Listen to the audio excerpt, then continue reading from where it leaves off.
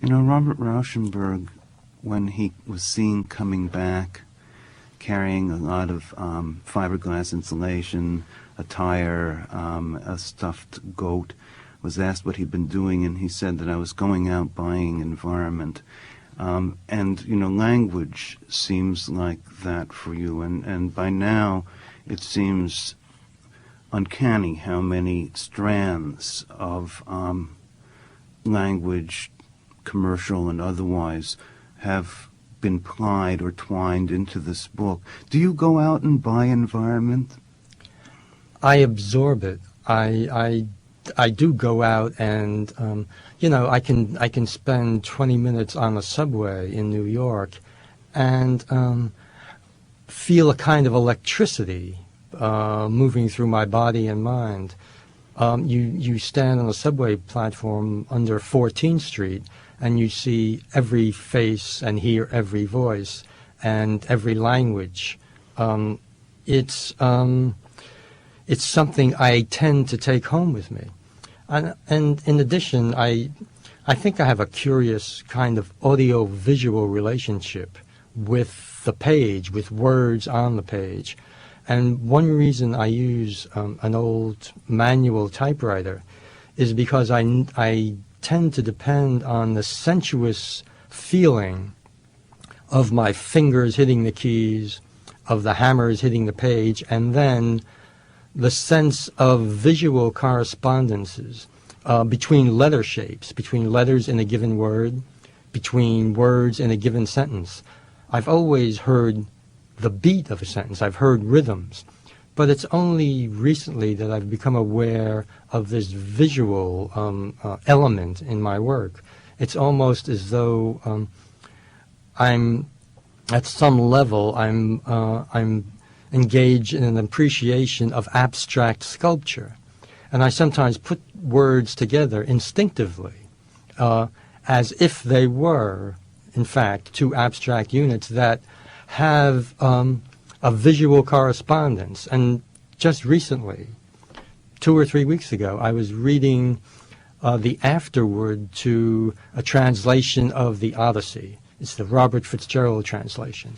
And in this afterword, he discusses what he calls the cut or sculpture of words. The first indication I'd ever had that anyone else sensed the same sort of things that I sensed. The coming and going of time announces a doubleness, and as it happens, the same baseball that wins the game for the Giants loses the game for the Dodgers.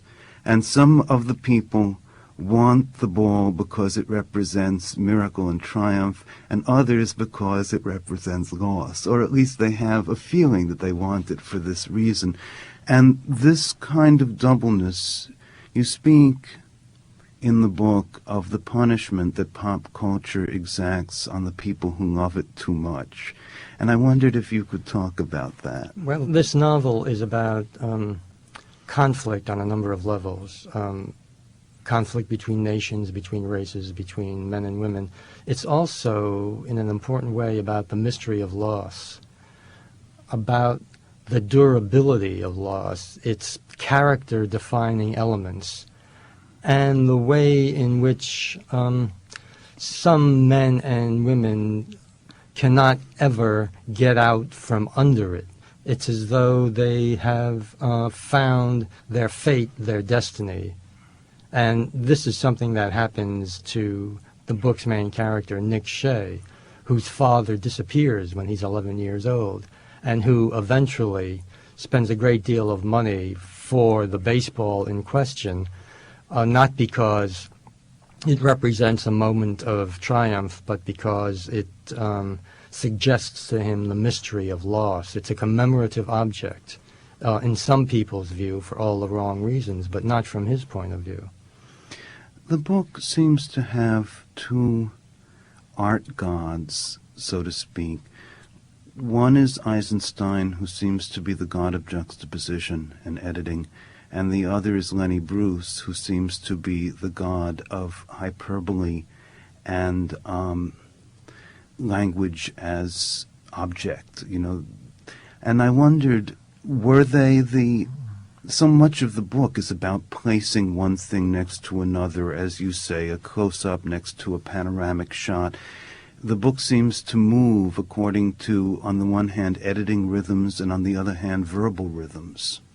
One wants to honor the sources of one's inspiration, and Lenny Bruce and Eisenstein, as different as they may have been, are two of these sources. Eisenstein occupies a certain place in the direct center of the book, in the middle of the book. I felt I needed a Russian presence, but I did not want to introduce a character artificially.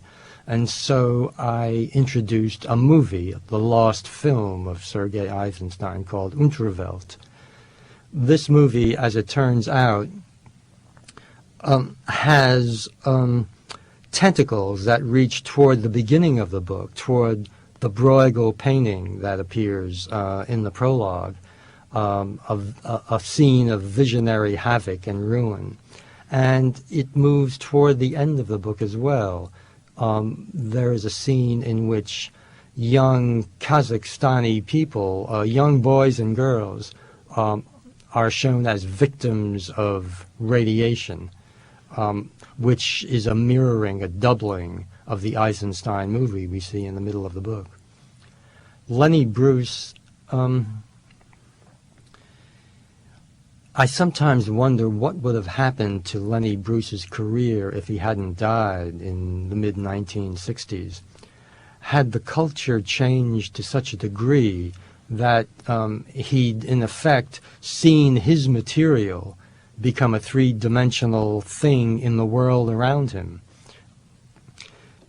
Lenny needed a middle-minded, sober-sided culture at which to level his observations. Suddenly, there were tanks in the street, students running wild. And I do tend to wonder what this would have done to his material. Lenny Bruce's language in this book tends to connect with fear, dread, and impending massive catastrophe. He does 5 comic routines during the week of the Cuban Missile Crisis, and constantly reminds his audience that we're all going to die. At the end of this crisis, what does he do? Does he suggest we ought to feel fortunate that the crisis has been solved? No, he becomes somewhat self-absorbed, as he was before it all started, and ends up simply walking off the stage.